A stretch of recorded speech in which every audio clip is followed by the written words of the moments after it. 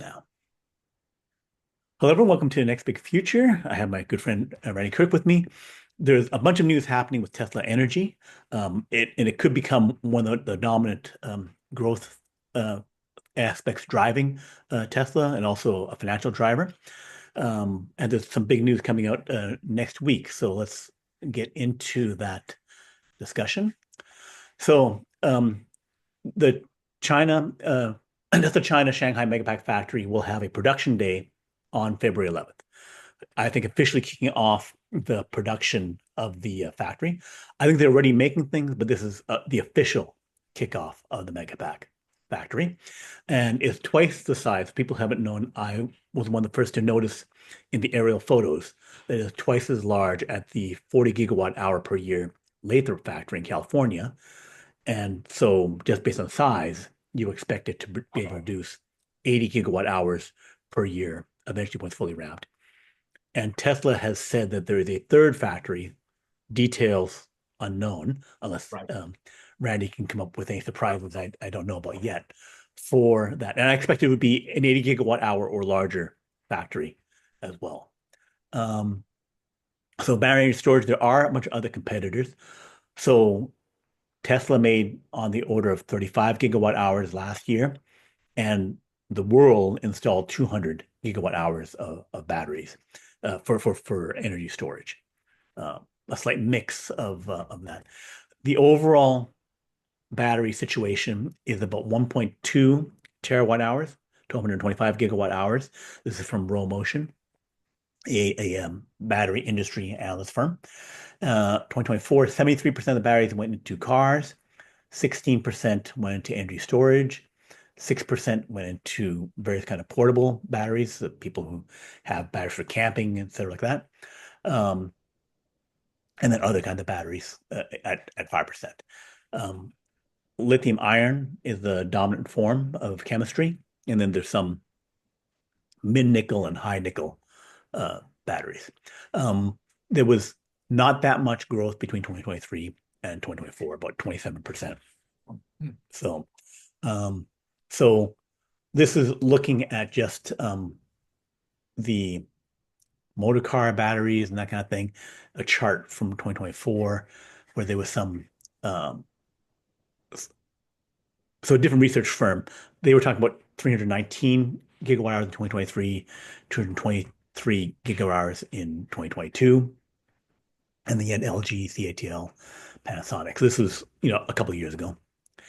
So again, summarizing that, we had this various growth. So then projecting forward, if there's about 40% growth, then you expect 280 gigawatt hours for battery storage in 2025, 380 gigawatt hours in 2026. That was a forecast from the Hong Kong Shanghai Bank, I believe, who made that projection. But if Tesla's making and ramping their factories to this higher level, it would suggest that either Tesla's going to get a lot of share from other companies or a lot of share of the new growth or something. But presumably they have contract in hand. Otherwise, they would not be, just on a whim, starting the new factories. And LG and also I think Tesla are getting into the iron LFP batteries, which are the cheaper and easier to scale batteries. Something I've found on the pricing is that a really cheap battery energy storage system in China with poor quality, and I'm not clear what the poor quality means, cheaper batteries, cheaper reliability, whatever it is, can cost as little as $82 per kilowatt hour. So on a just under 4,000 megawatt battery, that means the full in system cost would be $400,000. A more expensive, slightly higher quality CATL battery storage system would be $100 per kilowatt hour, or about $500,000, versus the roughly 1 million and slightly over a million for Megapacks. So Tesla can command a price premium and still sell their battery system.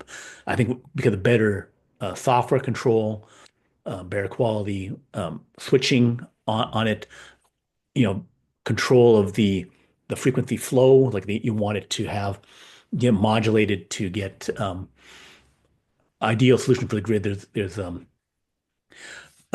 getting the replicating the motion of a turbine. So normally you have a turbine powering. This is what the grid is used to, and so you need to have this kind of like following the flow of the charge. Anyway, I was saying also EVs could get to $25 per kilowatt hour, you know, by 2027-ish. This is dependent. We're in a glut of batteries, Mhm. so this is presuming that we don't shoot back up and we manage and don't get into some kind of like uh, over demand situation, right? Um, but it is possible technically to get to very cheap batteries. Although, like in a car, if I have 60 um, kilowatt hours of battery pack at $50, that's a $3,000 pack, or $50, $2,500 pack, and then at $25 you're at 1250 versus a pack that today may cost like 6,000, 8,000, or whatever, right? Far higher. But as you get down in price, as you become nearly free, even though you're I chopped the price by in half again, it doesn't really impact the car because you get past a point where the batteries are just cheap. Uh, anyway, so Randy, what's your Yeah, reaction discussion on this? yeah, there's so much to unpack. Right. So, so number one, I think we really need to talk about the real TAM, because Elon has said that the TAM is you know Virtually unlimited. virtually unlimited, and so Right. it becomes a little confusing to guys who are not in the industry, who are trying to look at it from the outside. We're not sitting in the C-suite with Elon and his marketing people trying to analyze the TAM.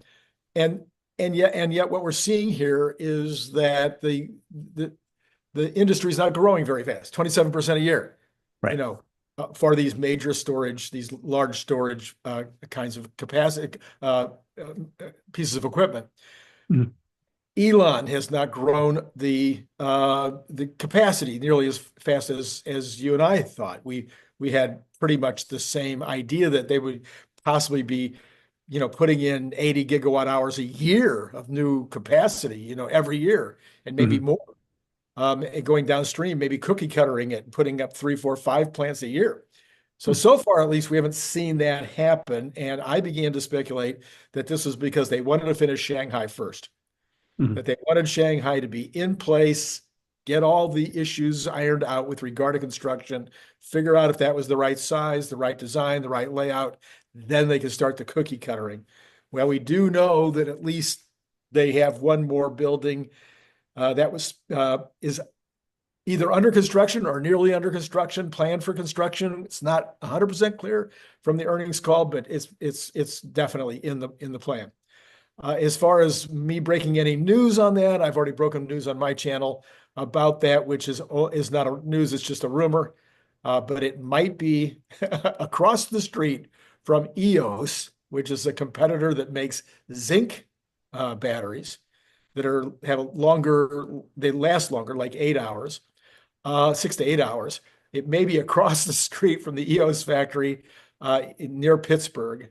And that comes from 2 or 3 different sources now that are all saying that that seems to be the case, which is a great location near a river, easily barged up to the Great Lakes. And then you're within a few miles, a couple hundred miles by barge of a whole string of, Chicago and just go down all the cities that are on the Great Lakes on both sides of the border. If Canada will be buying anything from us anymore, anyway. Mhm. Anyway, so that it's a possibility. All right, let me get back to my original point. I did a very deep dive on this about a year and a half ago. This lady, I can't remember her name now, from England, I believe she was. Iola Hughes. Oh, there you go. Okay, did you ever on the channel, your channel too, or And I watched a video you where she watched? just discussed things 2 months ago. Oh, So 2 months ago, really? Maybe you can update us then, because at yeah, the time she said, look, the number one use for these batteries, and then Elon said it on the call. yeah. The number one use for this is to modulate, or to improve, to optimize the usage at existing power plants, gas, oil, whatever their power source is. Mhm. You can double the grid now. If you didn't do anything else, you could double Mhm. the grid capacity just by putting batteries into various locations in the grid to take advantage of the existing power supply. So did she have anything more to say that's on top of that? Not about the use cases. It was just about, this overall growth. There was a discussion of increasing the hours, long duration batteries getting up to 100 hours of storage. So, which is just basically you'd be able to put more batteries in, and then you could rely on it for 100 hours instead of 4 hours. You Right. know, the 10 to 12 hour market is developing because that matches if I get power from 9 a.m. until 5 p.m., I need to store, you know, I've filled up the battery and now I use it for 10 to 12 hours overnight, Mhm. right? So that makes sense. The 4 hour battery makes sense for I powered it all up and I'm going to discharge it at the um, you know, 6 to 10 p.m. time frame where people are they've come home and then they're doing stuff. So these hours match those certain use cases. So there's more of these coming up, and there's um, flow batteries make up about like 10 to 15 gigawatt hour, well, 15 gigawatt hours. So like a little less than 10% of the total. So those are the really big, large chemistries that are like an industrial thing, whereas like a big storage. So there is some traction there. And now lithium air is something, sorry, iron air batteries Yes. are something that they're looking at for these long duration approaches, but it's still early days on that.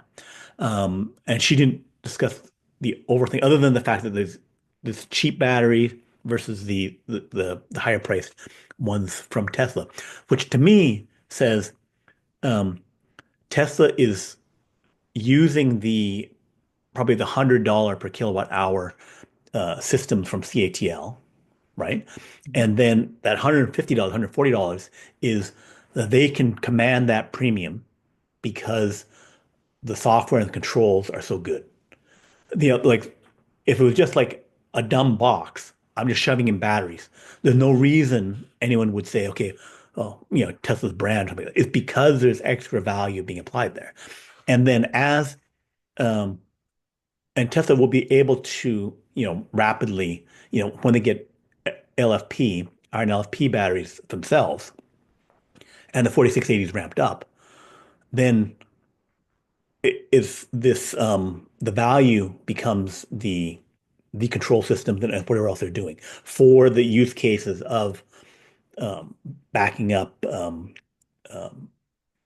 the regular power plants, which was discussed. Although how that works is slightly unclear to me. And then also for the use case of AI data centers, which will be growing and needing a lot of new power, right? So those are the huge growth cases, which are kind of interrelated, that what we need to understand more about is that clearly Tesla is providing more value for on the electronics side of things and the software side of things.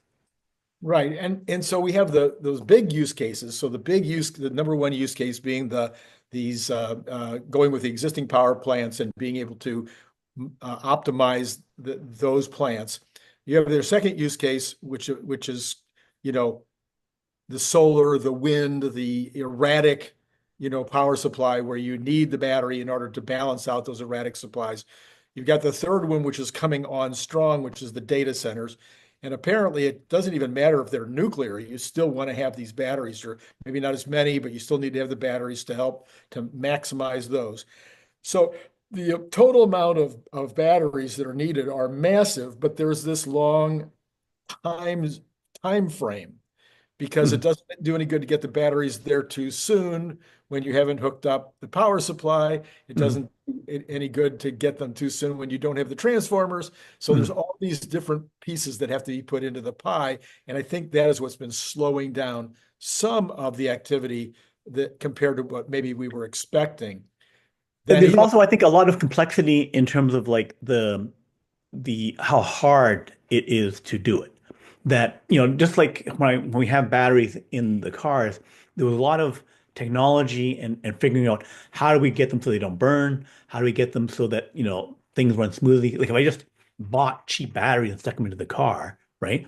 Then you could end up with a very inferior EV and ones that don't last as long in terms of like 200,000 miles, 300,000 miles versus 50,000, 8,000 miles, right? You could end up with a very crappy thing. And then the challenges on the fixed area storage would be, and especially for like AI data centers, is that I'm doing a bunch of compute, I'm running, 30,000 GPUs, and suddenly the computation's done. And then boom, I go from like 20 megawatts down to nothing, or like 200 megawatts down to nothing.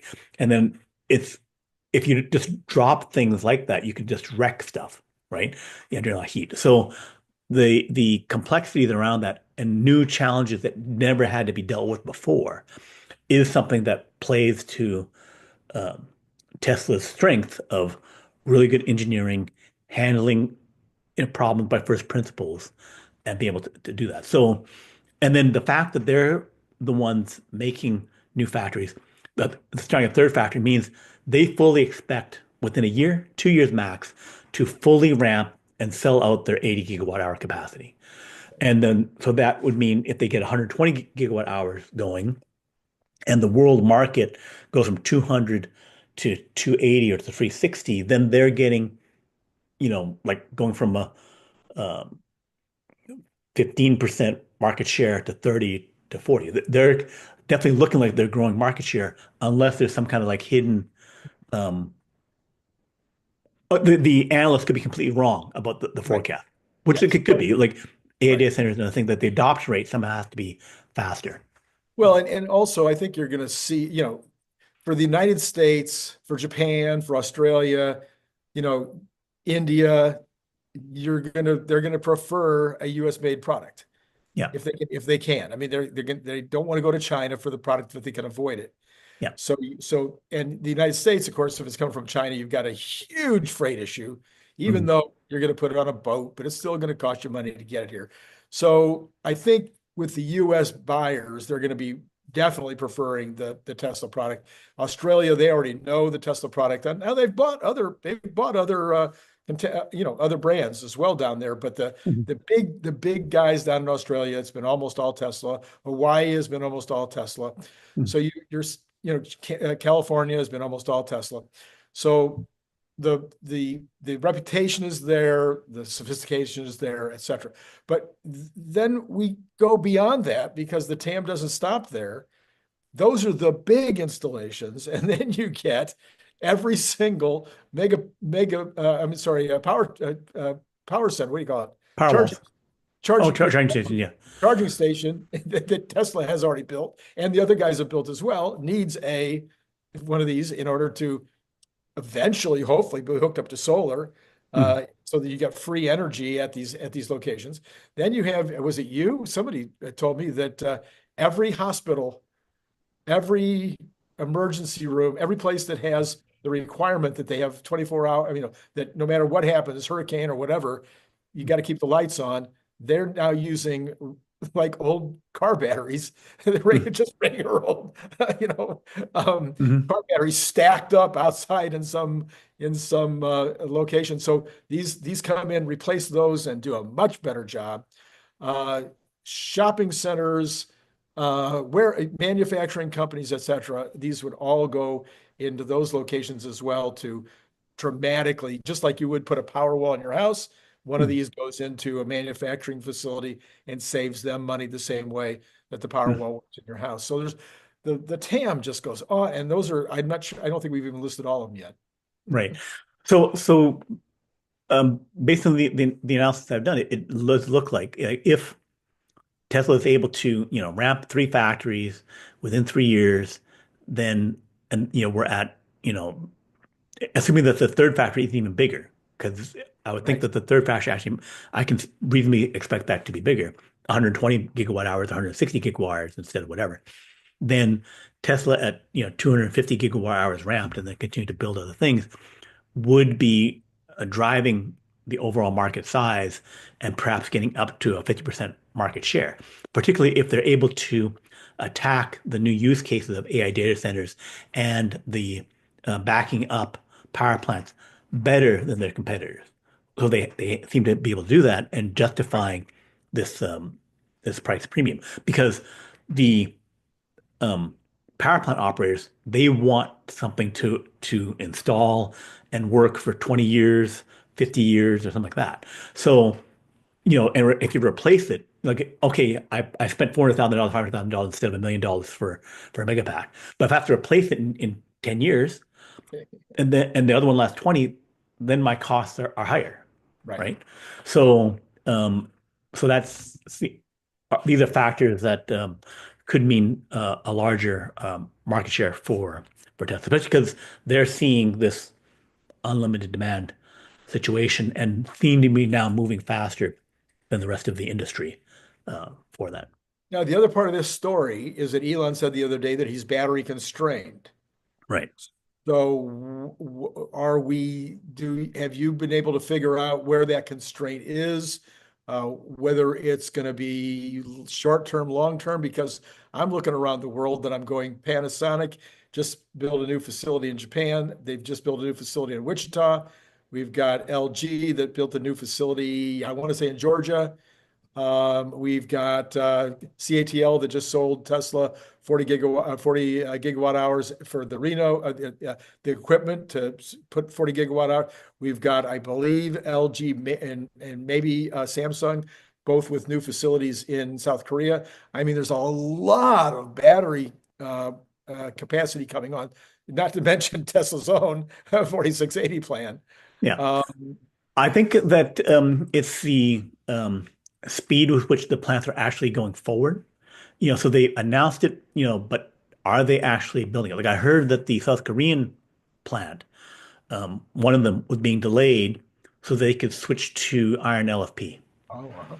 So they would say, okay, well, instead of this, we're going to do this because, if they were making a plant for Ford or someone else, and now they've cut their plans, Yeah. and they say, okay, well, I can't make those batteries. I'd make the ones that say Tesla wants or someone else wants, right? Yes. So there's a shift up, and then like CATL 2 or 3 years ago was planning to have like 700 gigawatts this year, terawatt hour next year, but they're at like 300 something Yeah. now, and Yes. maybe they're building 150, but they're slowly moving those ahead. So, and then are they running at full capacity? Are those places? So they really slowed that down. So now if Tesla's saying, okay, now I'm going to go back speeding up again, the company CATL, BYD, LG, they weren't set up to, and now we're going faster again, Right. right? Right. They weren't, and they're not going to anticipate it. They're not going Right. to say, okay, I'm going to build ahead of it because there's all this extra capacity or half completed factories all lying around, right? Right. So, and there's this glut. So it's like, okay, well, I'll be able to, do a bit more faster, more production lines, more whatever, more shifts if I need to. But if they're saying, okay, I need this type of battery, right? Then if there's a bunch of other batteries that say, oh, well, that doesn't do me good. I need these batteries, or I need to have this standard of battery, right? Because if a bunch of companies are making cheap batteries that aren't good, they're only working with, like 4 out of or 5 out of the 50 battery suppliers, right? And they Yeah. probably for a reason. They look at the quality and say, like these are not to the standard we need, right? So, Yeah. And that made me think because Elon has always said, look, make the batteries, I'll buy them. But the other companies have got to be looking at that 4680 facility in Austin, which is supposed to be 100 gigawatt hours by now, and it's only 16. right, So if they thought there was 84 gigawatt hours coming out of Austin, right. that would have caused them to slow down a bit. Right, right. Well, the thing is, they would only built it if it said, okay, give me the contract. If Yeah. you want to, just in No, case, but I'm just then saying, even in anticipation, right, because you're not only looking at the contract, you're also looking at what am I going to plan for? What am right, I going to build out for, et cetera, et cetera. And so right. you could think of, you know, CATL, for instance, saying, well, we're going to be at a terawatt, but okay, I'm not going to build that building because Yeah, Elon says he's going to put in, you know, 85 more gigawatt. Not only that, he's putting in a second line there to go to 200. right, So I mean, you look at that and you're like, well, Elon says he'll buy everything I can make, but I don't have the purchase order. Right. Right. Therefore, I'm gonna check my plan a little bit. And the other thing would be that once China gets to 100% EV, right, and they're at over 50% now, right, then you know they have to replace um, old vehicles, right? But it's they could start hitting a point where unless they crack the new markets, with semi trucks and other stuff like that, to have a huge demand of those batteries and to build that out, then other than doubling up production one more time, then they're kind of at no growth, right? Right. Until you actually get these other markets happen. So they really need Tesla to um, take the product to another level, right? To make all EVs, all battery storage to this other level where they're able to address all these other use cases and to say, okay, now we're going to master plan part three, where we're going to have 10 terawatt hours per year and all that kind of stuff. Right. At the current, what they can solve now, they're at this lower level, Right. right? Because they're just not reliable enough, not good enough, not whatever, to and haven't gotten a semi truck that's going to replace all things. Because everyone else's semi truck can only go like 150 miles, 200 miles. It can't solve stuff, and they're too expensive and all this other stuff, right? They Right. don't have something that works. It's kind of like if I had not even a Nissan Leaf, but whatever, like an E1 or something like that, Right. right? Right. Right. Then yes, in theory that could do something, but it's not good enough to displace everything else. So Tesla needs to actually lift the whole industry to say, okay, and here's how you solve all this stuff. Right. Here's how we get to semi trucks, and then because Tesla will pull ahead, they'll get more market share, and then others can copy because okay, now I know exactly what I have to do. I have to do this, this, and this, and then make these batteries this way. Megapack, and a new area storage. Here is how I do it, and here's how we get to scale. So just like there was not much scale in the whole EV industry before the Model 3, then there's Hmm. not enough scale before the Megapack 4 or Megapack 5 or something like that. That there has to be um, fully solve the problem and the challenges of these other energy storage solutions with the right quality of, the full package, a complete solution. Yeah, and I just thought while you're talking that we've been wondering why the semi truck, why they were taking so long to get the semi truck going, why it's just now that the building is almost done, and maybe we'll start to see some by the end of the year. And we think about how many batteries are going to go into the truck, which is a lot. Okay, I think it's 100 My gigawatts. megawatt hour, yeah, yeah. Your megawatt, yeah. And but there's also the mega pack that's got to go into maybe your facility for every 2 trucks or 3 trucks you buy. Yeah. Then there's the ones you got to put on into the what were gas stations, Right. diesel stations, or somewhere or something like that out on the Yeah. road where they can fill up in between. And Tesla has plans for I think 8 or 9 of those Hmm. just west, and they're going to take not one mega pack but multiple mega packs per location. So there's a whole bunch of stuff that need to be done infrastructure wise in addition to the batteries they needed for the trucks. Right. And there has to be some kind of cookie cutter, rapidly reproducible thing where you get your solar and your fixed storage mega packs and stuff like that, because the production of power plants will not be enough. Like if we convert everything to Electric. EV and truck, we need to convert 20-30% of oil to add into become electricity, right? Right. And we do not have the power plants to do this shift, right? Right. We have some for a few percent, but then we rapidly do not. And so then to keep going, once you're down that path, you have to be able to like, I can pop a mega pack thing, a supercharging, mega charging station that has, square mile or 100 acres of solar power as well as the storage. I need to generate the 100 megawatts and store it or a gigawatt and store. So you have to, get to, be able to handle a million megapacks plus all of the storage for it because you won't have spare power around, at least, for another, 5, 10 years when maybe we'll start mass producing nuclear, right? Right. Exactly. All Yeah. right. Yeah. So anyway, the main takeaways I think are that it looks like Tesla has the lead. Tesla has a substantial premium that they're charging on their battery megapacks. $250 per kilowatt hour, $1 million instead of $400,000 for some of the competing systems, and yet they're still getting more sales, more growth than their competitors because they are now expanding into a third plant that they will fully ramp up. They're not going to have those factories not at full production. And there's a future towards, again, even cheaper batteries that will happen, which will lift the sales because if you had a $25 per kilowatt hour battery, you definitely can have a $20,000 car, right? So that means that once we get there, that the batteries are abundant and cheap, it does unleash Tesla even more.